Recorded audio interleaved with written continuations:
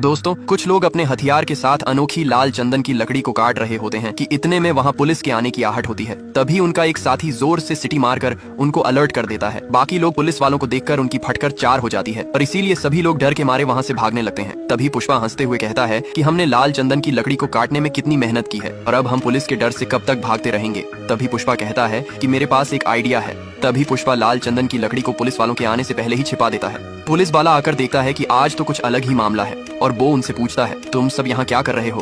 तभी उनमें से एक बोलता है, सर हम बकरियां चराने आए हैं। तभी पुलिस वाले की नजर पुष्पा पर पड़ती है और वह उससे पूछता है, तुम यह हथियार लेकर क्या कर रहे हो? पुष्पा एटीट्यूड में बोलता है, साहब ये हथियार तो तब काम आएगा जब बकरी का शिकार करने कोई शेर आएगा।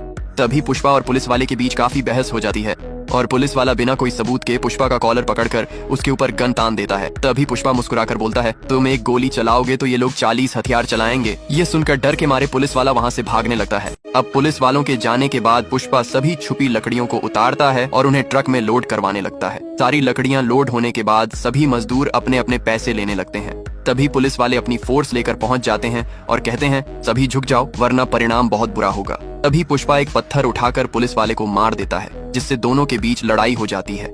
पुष्पा मौके का फायदा उठाते हुए ट्रक को उस जगह से ले जाने लगता है और पुलिस वाले पुष्पा को देख लेते हैं, इसीलिए वे पुष्पा का पीछा करने लगते हैं। जब तक पुलिस वाले आगे आते हैं तब तक पुष्पा ने ट्रक को ठिकाने लगा दिया होता है। फिर पुलिस वाले पुष्पा का कॉलर पकड़कर पूछते हैं, ट्रक कहाँ है? लेकिन पुष्पा कुछ नहीं बताता। वो पुष्पा को स्टेशन लेकर आते हैं और वहाँ उसे बहुत मारते हैं, लेकिन पुष्पा तब भी कुछ नहीं बताता।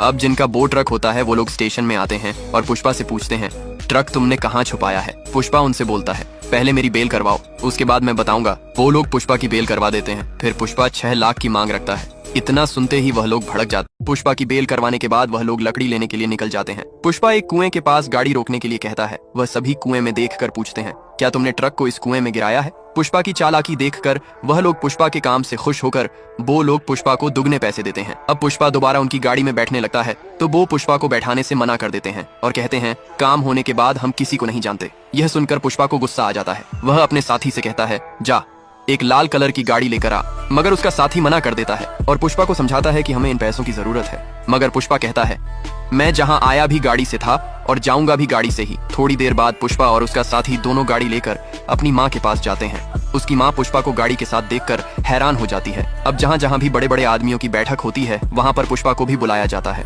कुछ लोग पुष्पा को देखकर चौंक जाते हैं। अब कोंडा रेडी आता है जो लकड़ियों के धंधे का मालिक होता है। वह आते ही कुछ लोगों को मारना शुरू कर देता है क्योंकि वह लकड़ियों को सही से छुपा नहीं पाए थे और पुलिस वालों